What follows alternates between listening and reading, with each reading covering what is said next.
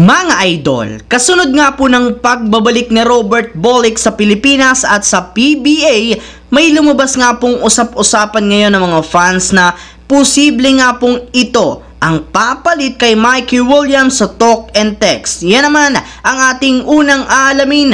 Nasasamahan ko na rin ang balitang halimaw nga sa ilalim ng basket ang tatlong sentro ng Los Angeles Lakers at ang balitang nahanap na nga daw po ng Barangay Ginebra ang posibleng ipapalit kay Justin Brownlee. Kaya mga idol, tara!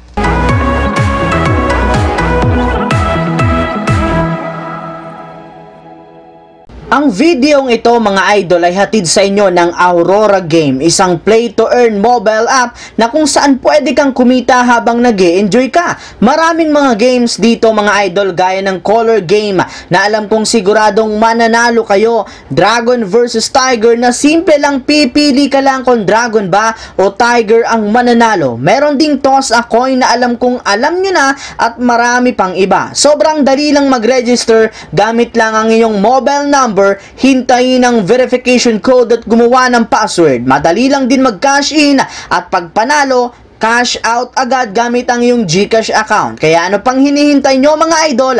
Mag-download na at manalo. Nasa comment section ang link para makapagsimula na kayo. Ayon nga po mga idol sa inilabas na balita, nagkasundo na nga po sina Robert Bolick at ang kanyang kupunan na Fukushima Fire Band sa kanyang request na kanselahin ang kanyang kontrata dahil sa personal na rason kung saan mas gusto nga po nitong pakatutukan ang kalagayan ng kanyang asawa. Yes mga idol, hindi rin naman nga nito mababantayan ang kanyang asawa since home and away nga po ang kanilang laro sa Japan B-League. Kaya nakapagdesisyon nga po si Bolick na bumalik na sa Pilipinas para i-priority ang kanyang pamilya. At dahil dyan, inaasahan na nga po nagbabalik at pipirma siyang muli sa PBA. Sa ngayon, hawak pa rin naman nga po ng Northport ang right sa kanya. Ngunit kung sakasakali man nga pong bitawan na siya nito, dyan nga papasok ang pagkuha sa kanya ng talk and text na nangangailangan rin naman ng isang scoring point guard matapos magkaproblema sila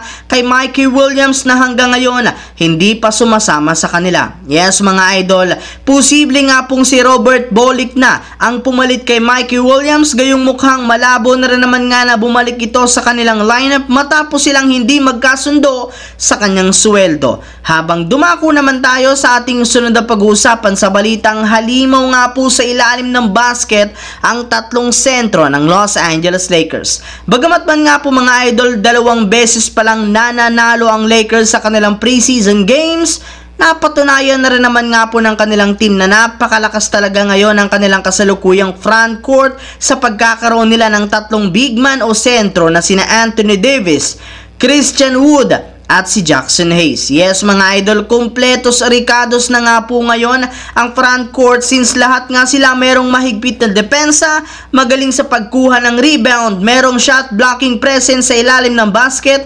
gumagawa ng mga high flying dunks, mabilis gumalaw sa loob ng court at merong pang tira sa mid-range at sa 3-point line. Kaya di na nga po nakapagtataka kung bakit hindi nagdadalawang isip si Coach Darvin Ham na gumamit ng Twin Towers sa kanilang mga nagdaang laro, gayong nakakasabay rin naman sila kahit papano sa pace ng kanilang mga kalaban. Samantala, pumunta naman tayo sa ating huling storya sa balitang nahanap na nga daw po ng Barangay Ginebra ang ipapalit nila kay Justin Brownlee. Habang hinihintay nga po mga idol ng PBA, SBP, Gilas Pilipinas at buong bansa ang ipapataw na parusa ng FIBA at ng Asian Games kay Justin Brownlee, kasalukuyan na nga po nagmamadali ang Barangay Ginebra sa paghanap ng bagong import na ipangpapalit sa kanya, gayong sa darating na November 5 na nga po magsisimula ang PBA Commissioner's Cup. At base nga po sa pinakahuling inilabas na balita, ang dating import nga daw po ng Bay Area Dragons na si Andrew Nicholson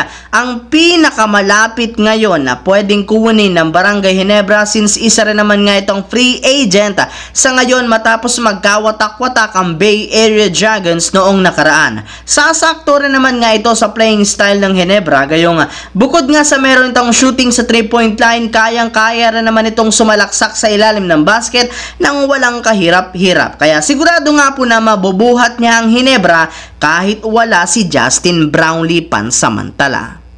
So yun lamang mga idol ang ating bagong video na ating pinag-usapan ngayon dito sa aking YouTube channel. Once again, this is your J-Zone TV. Huwag kalimutang mag-like at syempre mag-subscribe. Pindutin na rin ang notification bell sa akin channel para lagi kayo maging updated sa mga videos na pinapalabas ko. Isang malaking shoutout sa lahat ng solid J-Zone TV dyan. Thanks for watching mga idol.